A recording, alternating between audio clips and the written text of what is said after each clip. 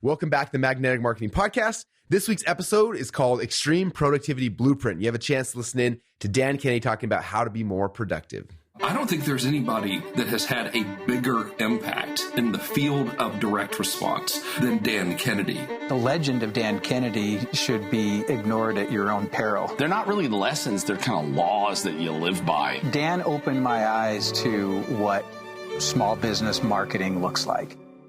Dan teaches strategic direct response that is timeless. His ripple effect touches people who don't even know his name. The world as we know it was changed because Dan Kennedy became obsessed with marketing. Welcome to the Magnetic Marketing Podcast with your host, Dan Kennedy. We want to talk about the process of extreme improvement of productivity. And the first thing I would say about it is that we often talk about it, actually we mostly talk about it, as this entire thing being a time management issue. But the truth be told, it's mostly not a time management problem. It's mostly an insufficient motivation problem. It is mostly just not sufficient drive, determination, and reason. My original mentor said the number one reason there aren't more millionaires in America is because most people haven't come up with enough reasons to do what's necessary to be a millionaire. Same thing's true with being productive. Most people are just not sufficiently motivated to do everything that's necessary to be super productive. This is from Harvey Firestone's autobiography from 1926, which was titled Men and Rubber, which had a much different connotation than in 1926 than it would now. But here's a couple things that's significant. So the first story is, I was on the hunt day and night for men to buy our stock. It was no easy matter to sell stock in a company that had no assets excepting a patent on which it was losing money. For years, I never saw a man with money without turning over in my mind how I could transfer some of his money into our stock. Now, what he's just described is specific ambition. Now, that was Harvey Firestone every minute of every day. If extreme productivity is your ambition, that's how you have to approach that too. You're on the hunt night and day. You're trying to control every single minute, every interruption, every person, everything. Right? Second, then, part of the game plan is self-awareness. So somebody is not going to come around in all probability. Tyson used to have two people whose job was to follow him around all the time and walk behind him and say, "You're the man, Mike, you're the man." This goes a long way to explaining Tyson's current financial position. But what would be more useful is to have somebody walking around behind you all the time with a baseball bat. And every time you were acting in a way grossly incongruent with your stated goals, just haul off and whack you. We're not going to do that as a practical matter. So we got to do it to ourselves mentally, and we have to do it on a real-time basis, not a retrospective basis. See, the time to determine whether or not your behavior is congruent with your stated ambitions is not at the end of the week, not at the end of the month, not at the end of the calendar quarter, not in December.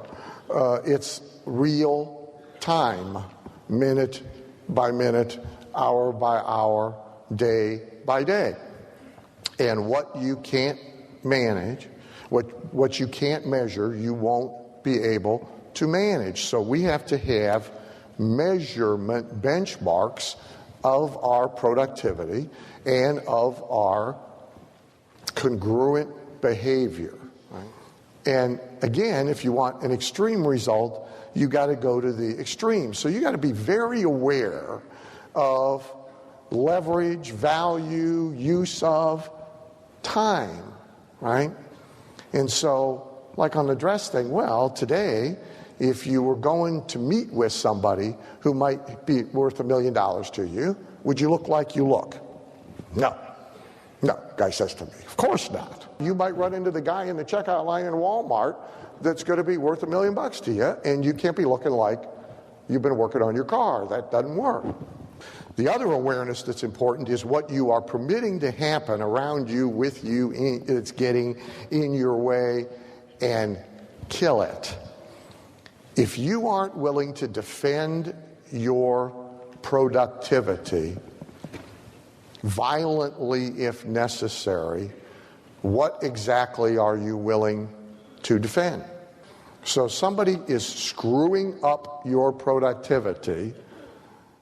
How tolerant of that are you? First of all, how aware of it are you? And secondly, then, how tolerant are you of it?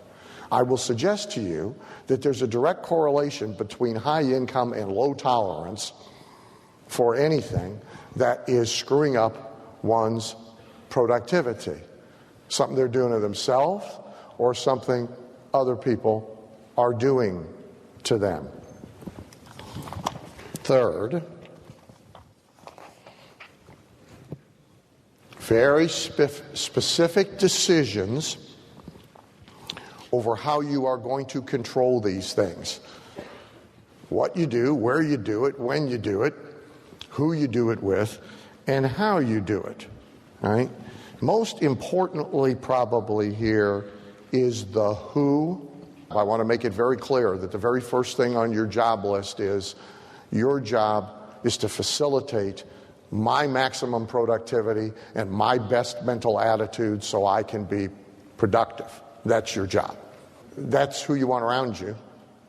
And there is no neutral, spouse, staff, friend. There ain't no neutral. They're either helping or they're hurting. You talk about going home and getting to work and making things happen. Okay? There's 8 specific types of actions. So one is like immediate.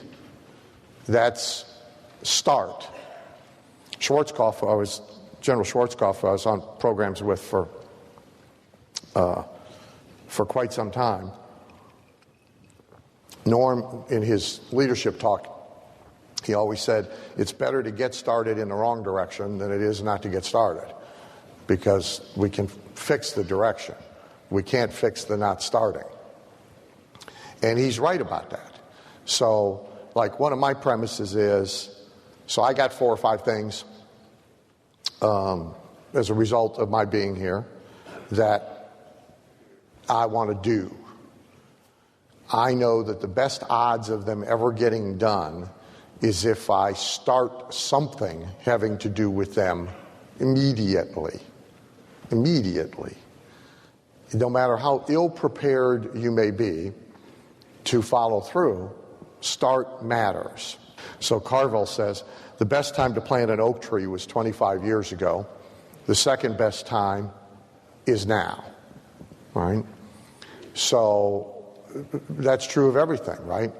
The best time, if you can't do it last week, which you couldn't because you didn't, the next best time to do it is right now. So there's enormous power to starting. Mm-hmm.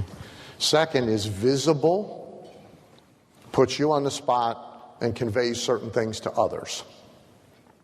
So visible actions matter from 2 directions. Right? Third, the Renegade Millionaire Principle, simultaneous, not sequential. And you really got to watch yourself on this, because it's hard not to slip back, because you have been conditioned since birth. And try not to be another one doing it to the kids. You've been conditioned since birth that everything ought to be sequential. Step 1, step 2, step 3. A and then B, walk before you run, 1st grade, 2nd grade, 3rd grade, blue badge before you get red badge, etc., etc., etc. You've been conditioned since birth to do everything sequentially. Okay? There's two problems with that. One, that's not how high performers and rich people do anything. So if you're trying to get extreme results, that's not what they do. They run around and make all kind of messes, and they start 500 things at the same time. That's what they do. Okay? They live in perpetual, controlled, purposeful chaos. That's how they live. Secondly, the problem with sequential behavior is that in many cases, nobody ever completes the sequence. Right? So financially, here's what everybody thinks. So here's how all poor people think about money. Okay? They think, okay, I got to get a job. Then I got to get my basic stuff taken care of. You know, I got to get my own apartment, or then I got to buy a house. I got to get some furniture. I got to have some appliances, etc. So I got to get that taken care of. Then, if I'm making enough money to take care of rent, car payment, movies, beer, stuff I got to do, my iPhone, my cable TV, which all that shit adds up. $30 a month here, $30 a month there, before you know it, you're $1 trillion in deficit. But so they think I got to get that taken care of. Then if I'm making enough money, I'll start saving some money. Then when I've saved up enough money to make it worthwhile, I'll start worrying about investing the money. Well, see, they never get there doing it that way. Never. Never. In part because nobody ever has any money left over. Nobody ever has any time left over either. Okay? And if you got any laying around, time or money, by the way, that you do have left over, that you're not doing anything with, somebody will take it. So simultaneous, not sequential. Massive. Not dinky. A lot of stuff. You do a lot of stuff. You put a lot of stuff in motion all at the same time with urgency. Everybody understands that they perform more under urgency. I'm always amused in pro football at the 2-minute drill. These guys have been able to move the ball for 2 hours past the 50, right? And all of a sudden, even with no possibility of winning the game, in a 2-minute drill they come down and screw up the spread, and I lose $1,000. How come nobody plays the 2-minute drill like every 2 minutes? Seemingly, congruent. Is your behavior congruent with your stated specific ambition? Synergistic, so we're looking for leverage. How can we make the same piece of work do more than one thing? How can we make the same relationship do more than one thing?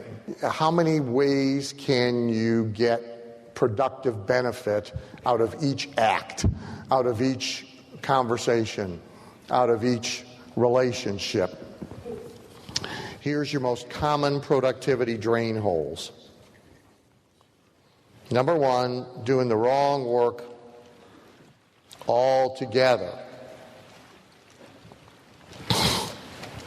So a lot of people don't know where their money comes from, and so they're doing low money work.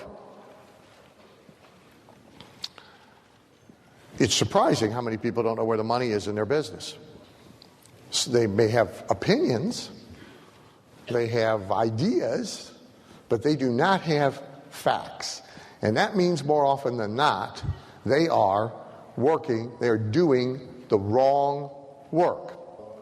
I start asking math questions. How many calls? How much is it costing us to generate a call? What is each call coming into the office costing you? That's like simple math. Ad budget, PR budget, everything you're spending out there in the marketplace divided by the number of calls you get. Now we know how much each call costs. And so then my next question is conversion percentage, right? How many of these calls get converted to appointments, which obviously tells us how much it costs to get an appointment, right? And then, of course, how many appointments turn into clients, which gets us to cost per sale, which is where we want to get. So what's your call to appointment success rate? What are we doing about the people we don't book appointments with? Now there's the big opportunity. Second big productivity suck, failure environments. For me, it's donuts. Now, candidly, like anything else, if I made that like my life's work and dedicated all my mental and emotional resources to creating disinterest in or aversion to donuts, yeah, I know how to do that. And I know the NLP stuff, and I know the pressure point stuff, and I know the visualization stuff. But here's a truth for all of you. No matter how much willpower and self-discipline and motivation you have, there is a cap. You only got so much. And what you choose to spread it around on and use it on ought to be important. So for me, this is too difficult a hill to climb. It'll suck up too much of those resources and take them away from other more important things. So it's easier just not to put myself in a Dunkin' Donuts. Okay? It's easier for me to just try and stay out of the environment. Right? So I just try not to go where they're right in front of me. Your environments are full of temptations. Everybody has their own problem with this. For you, it might be your damn iPhone. For me, it's donuts. You got to know what it is, okay? But you got to be in a place that is conducive to what it is that you want to accomplish. By the way, there are now resources for your internet addiction. And I'm serious. There's a thing, for example, called Rescue Time, which is an online time management tool that you can pre-engineer to nudge you back to work. So when it catches you at YouTube, so you can tell it, only let me be at YouTube for 3 minutes and then shock my testicles. And you can... Well, that's actually how it ought to be rigged, by the way, in my personal opinion, but it doesn't do that. You know, it just shuts down YouTube and beeps at you or something. Or you can block the internet altogether for a preset period of time so you can be at age to actually work on your computer without running around. 3, kind of linked, poor undisciplined work habits, right? So lack of preparation. All sorts of people show up unprepared. They get on the phone unprepared. They go to meetings unprepared. They go to conferences unprepared. Who am I trying to meet? Go to their website or their Facebook site, get their picture so I can find them when I'm in a big crowd. Well, I have more, but these are my 3 basic schedules. So I have like an official calendar that we let people see. We don't let the whole world see it, but we let like people I work with see. I have weekly to-do list, monthly, daily, and most importantly, stuff is assigned to dates with start and stop times. Stop time, real important. Okay? Most people have a start time for a call. They don't have an end time for a call. They have a start time for somebody coming in their office to meet with them. They don't have a stop time for somebody coming into their office to meet with them. And then the daily script. Here's how the day's going to go, hour by hour by hour, minute by minute by minute by minute. So if I'm doing copywriting today and I'm doing a sales letter for you and I've allocated 9 to 11 for it, it's done at 11. It has to be, because there's something else scheduled to start at 11:01. We'll finish with some cool rules for you. So here's like my approach. 3 biggest things to extreme productivity. Number 1, if I'm going to go work, by God, I want to work. I want to use every minute. I want to squeeze every drop of juice I can squeeze out of it. And I've done it, everything I've done. Speaking engagement. Man, if I'm going to go speak, I'm going to scheme what can I do before that engagement to make it as productive as possible? What am I going to do during it? What am I going to do after it? Can I squeeze in a meeting with somebody else? Scheme, scheme, scheme, scheme, scheme. The script is everything by appointment with yourself. So lunch break, there's a time frame for that on my daily script. There's a start, there's a stop. And then there's another thing, starting. All right? So tight time allowance. Thank you very much. Thank you for listening to the Magnetic Marketing Podcast with Dan Kennedy. If you love hearing in on these lost Dan Kennedy talks and speeches and calls, then please let someone else know about this podcast. That's how you can help it to grow. And the more it grows, the more free Dan Kennedy we can bring to you. Also, Dan would love to give you the most incredible free gift ever, designed to help you make maximum money in minimum time. Now, this free gift comes with almost $20,000 in pure money-making information for free just for saying maybe. You can get this gift from Dan right now at nobsletter.com. Not only will you get the $20,000 gift, you're also going to get a subscription to 2 marketing newsletters that will be hand-delivered by the mailman to your mailbox each and every month. One from Dan Kennedy and one from me, Russell Brunson. To get this gift and your subscription, go to nobsletter.com right now.